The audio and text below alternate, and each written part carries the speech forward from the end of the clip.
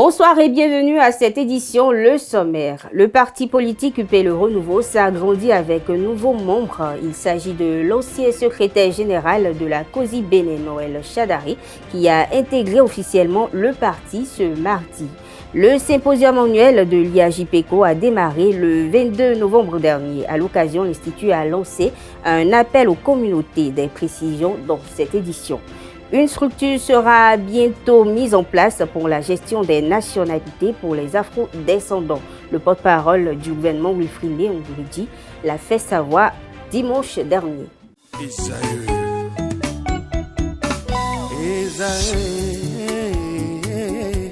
Vous recherchez une école de référence pour une double formation universitaire et professionnelle de qualité? Voici l'opportunité à ne pas rater. L'École supérieure d'administration, d'économie, de journalisme et des métiers de l'audiovisuel ESAE vous offre des programmes d'enseignement en licence et en master orientés vers l'emploi qui font d'elle une référence à travers les filières de l'administration générale et territoriale, l'administration du travail et de la sécurité sociale, droit, diplomatie et relations internationales, administration hospitalière, universitaire et intendance, journalisme et métiers de l'audiovisuel et toutes les filières des sciences de gestion. Une seule adresse, www.esae.bj.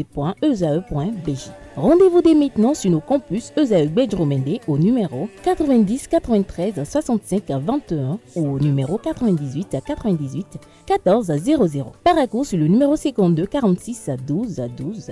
Aboumé-Calavi au numéro 52 88 44 44. Akpaka au numéro 52 88 33 33. ESAE, l'excellence à un nom.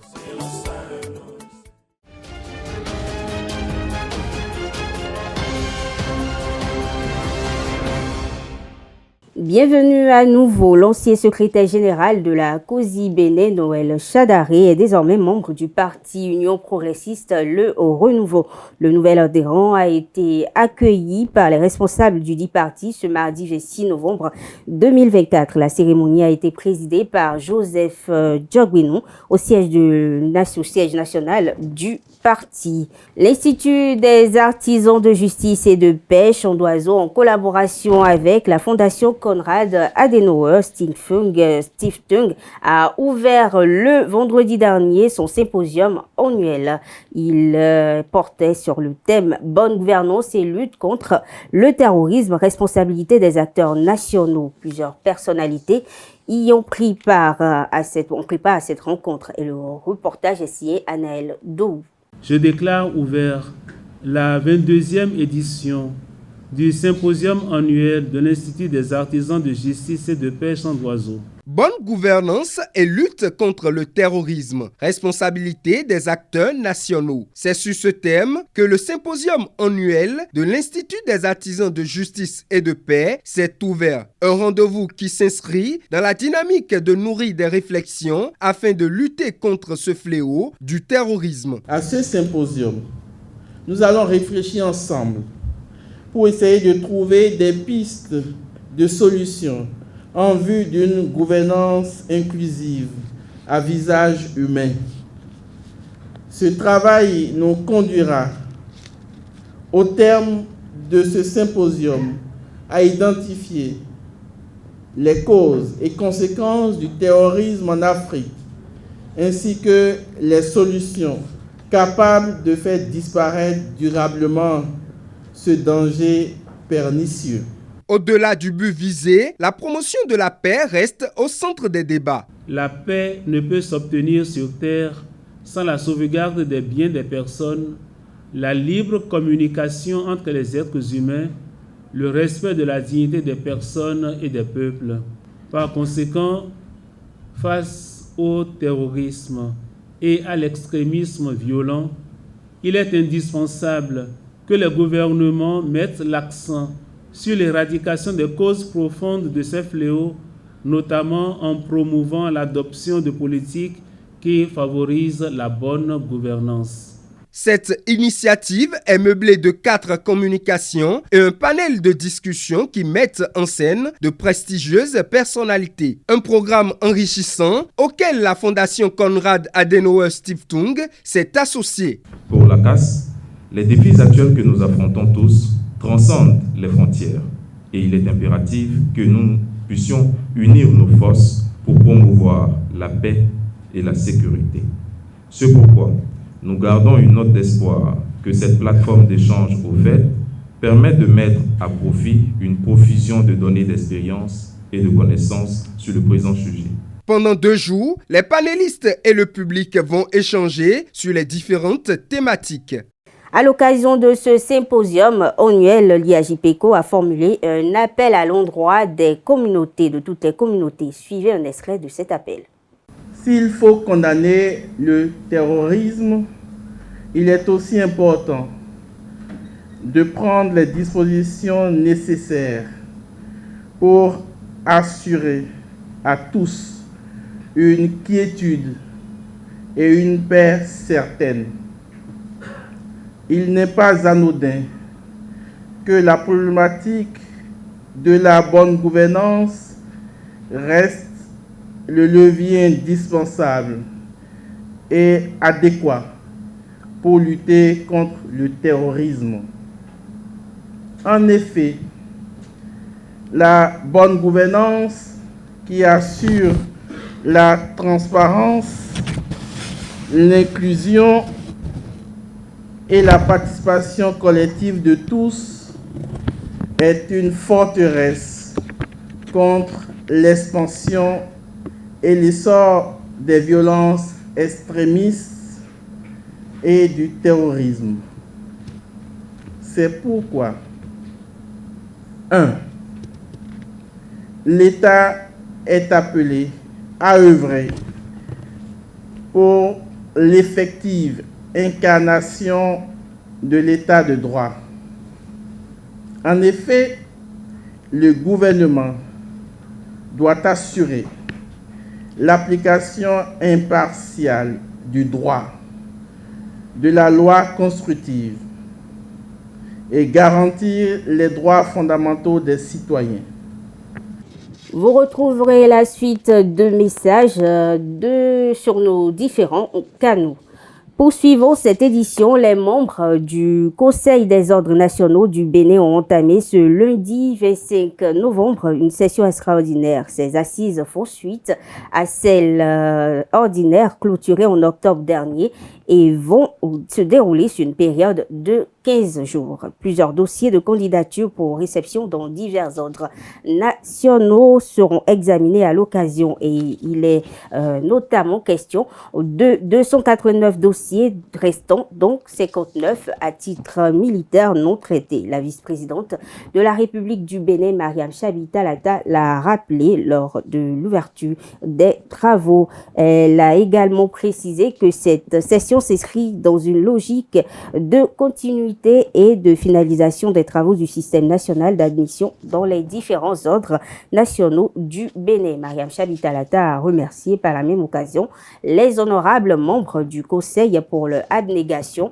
leur dévouement, leur assiduité et leur rigueur dans l'accomplissement de cette mission de grande importance. Pour simplifier les démarches liées à l'acquisition de la nationalité béninoise, notamment pour les afro-descendants, le gouvernement béninois prévoit la création d'une structure dédiée à cet effet. Et cette annonce a été faite dimanche 24 novembre dernier par le porte-parole du gouvernement Wilfrid Léandre Rombridji. Il faut noter que le dit projet s'inscrit dans le cadre des réformes engagées pour moderniser l'administration et renforcer le lien avec la diaspora africaine. Cette structure aura pour mission de centraliser et de gérer toutes les demandes liées à la nationalité qu'elles émanent de citoyens résidant au Bénin ou à l'étranger. Le décret d'application publié récemment précise que la nationalité béninoise ouvre des droits. Il s'agit des droits tels que la liberté d'entrée, de séjour, de sortie du territoire ainsi que l'accès au passeport béninois, une démarche qui s'inscrit dans la politique d'ouverture du gouvernement envers la diaspora africaine en favorisant un retour aux racines et à une intégration facilitée. Le Centre national de sécurité routière CNSR, à travers son annexe spéciale de Cotonou, a lancé ce lundi depuis Abomey-Calavi une campagne de sensibilisation de fin d'année sur la protection des usagers vulnérables aux axes de la capitale économique du Bénin et de la cité dortoir Calavi. Josué Wowo, responsable en charge de l'éducation et des statistiques du CNSR annexe spécial de Cotonou, a expliqué les objectifs de cette sensibilisation. On l'écoute. Aujourd'hui, 25 novembre 2024, nous sommes à un mois jour pour jour des fêtes de fin d'année. Et comme à l'habitude, le CNSR est ce matin encore dans les rues de Cotonou et de Calavi pour sensibiliser les usagers des marchés, les usagers des lieux publics, les places publiques et des axes stratégiques. Nous sommes sur ces terrains-là pour appeler les usagers à adopter les comportements les meilleurs, les bons comportements en matière de sécurité routière. Et nous en avons pour toute la période. Nous en avons pour toute la période jusqu'aux fêtes de fin d'année, Noël comme janvier. Nous serons sur le terrain pour appeler chacun des usagers à mieux se comporter pour éviter les accidents de route. D'autre chose, je tiens quand même à arrêter cette psychose selon laquelle en fin d'année il y a une récurrence d'accidents. S'il vous plaît, ça se dit, mais sans aucun fondement. Nous avons laissé entretenu cette psychose-là longtemps, mais je crois qu'à partir de cet instant, nous devons commencer par arrêter ça. Je veux parler aux amis de la presse, parce que la mauvaise communication est aussi source d'accidents. Donc je voudrais quand même nous inviter à comprendre qu'en fin d'année, c'est vrai, le risque d'accident est élevé. Le risque d'accident est élevé parce qu'il y a assez de mouvements, il y a assez de déplacements. De par le statut de la ville de Cotonou et celui de la ville de Calavi, c'est normal qu'il y ait assez de déplacements, le volume du flux de trafic s'augmente.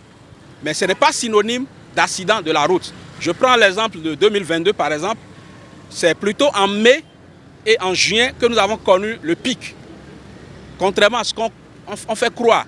Spiritualité dans cette édition, les chefs religieux et spirituels sont reconnus officiellement par une organisation religieuse comme leader ou par une communauté. Mais faut-il toujours croire à leur révélation? Faut-il toujours y croire? C'est des citoyens rencontrés à Cotonou ont livré leurs opinions sur cette interrogation. Ils sont au micro de Nassérine Fatouli, Francis Farani et Quentin Amoussou. Dieu a son plan pour chacun de nous. Le fait que Dieu a son plan pour chacun de nous, nous devons laisser Dieu faire son plan. Comment se fait-il que vous allez me dire que l'homme de Dieu peut te conseiller? Il va te conseiller en quoi? J'ai vécu l'amour que je vis. Il n'a pas vécu ça avec moi. Ou bien, c'est moi qui ai vécu cet amour-là. C'est moi qui sais ce que j'ai enduré. Maintenant, je viens l'en parler, lui, que j'ai eu tant. Comment il peut me guérir? Vous ne devez pas croire à tout ce qu'ils vous disent. Parce que, bon, chez nous, les musulmans, on est un peu différents de vous. Mais parmi nous aussi, il y a des musulmans photocopies. Il y a des musulmans photocopies falsifiées. Qui s'adonnent à ce genre de choses. Est-ce que vous voyez, il y a d'autres, tout simplement, ils profitent de la naïveté de certaines personnes. Ce qui est bon, des fois on ne vous dit pas ça. Pour mélanger les gens, on dit tel vous avez, pour être contre la personne. Celui qui viendra te mentir pour dire, au lieu de dire par exemple, tu dois te marier à 4 femmes, la personne vient te dire, tu ne dois pas te marier à 4 femmes, tu dois avoir une seule femme. Dans le même temps, lui, il va se marier à 4 femmes. La faute est à qui? Tout le monde cherche à être homme de Dieu. Même les vaudounos. Même les vaudounos. Les chefs fétiches. C'est des hommes de Dieu. Même les Big Bawiwe. C'est des hommes de Dieu. Mais il ne faut pas croire à tout. Il faut faire la distinction. Pourquoi Dieu nous a créés alors?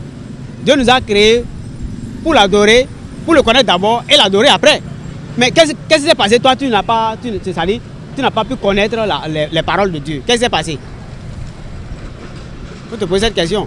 Actualité hors de nos frontières, à présent, nous démarrons par le Mali où l'ancien ministre de l'économie, Bouaré Fili Sissoko, tente d'obtenir sa libération. Son procès a été suspendu le 9 octobre 2024 et Sissoko est poursuivi notamment pour corruption et atteinte aux biens publics, mais clame son innocence. En détention préventive depuis plus de 3 ans, son énième demande de libération sous contrôle judiciaire a une fois encore été rejetée le 13 novembre dernier par la chambre d'accusation de la Cour suprême. Le 25 novembre dernier, l'avocat de ce dernier s'est pourvu en cassation auprès de la chambre criminelle de la Cour suprême et c'est dans ce cadre, il faut préciser que c'est dans le cadre de cette procédure que l'ancien Premier ministre Soumeylou Boubeye Maïga avait été incarcéré avant de mourir en détention en mars 2022. Autre information de nos frontières, les pays du G7 ont fait savoir ce mardi 26 novembre qu'ils respecteraient leurs obligations respectives vis-à-vis du mandat d'arrêt émis par la Cour pénale internationale à l'endroit du Premier ministre israélien Benjamin Netanyahou. Les chefs de la diplomatie ont fait cette déclaration dans un communiqué publié au terme d'une réunion près de Rome. Contrairement aux autres membres du groupe, les États-Unis ne reconnaissent pas la CPI. Mesdames, Messieurs, sur cette information qu'on fait cette édition, merci de l'avoir suivi. Très bonne soirée à toutes et à tous.